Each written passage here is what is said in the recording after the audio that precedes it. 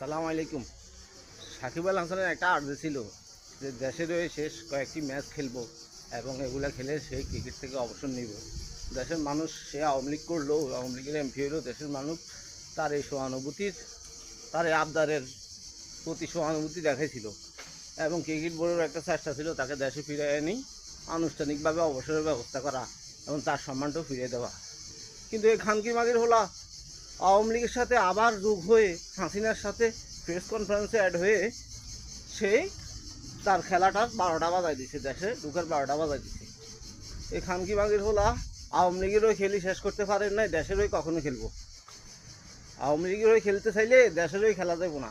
আওয়ামী লীগ আর বাংলাদেশ এক কথা নয়, দুইটাই সাংঘর্ষিক। খানকি মাগির হোলার বাড়িঘর জ্বলাই দিছে, ভালো করছে, আরও কিছু করুক, সারা জীবনের জন্য তার আর বাড়িঘর বাংলাদেশে ঢুকা হবে না। এদেশে আওয়ামী লীগের অস্তিত্ব ধ্বংস হয়ে যাইব। এই সাকিব আল হাসান বিদেশে বুড়ো হইব। হ্যাঁ, হাসিনার যে বিদেশে বুড়ো হইব, মরবো, লাশও বাংলাদেশে আসবো না। এই সাকিব আল হাসানেরও একই অবস্থা হইব। ধন্যবাদ সবাইকে।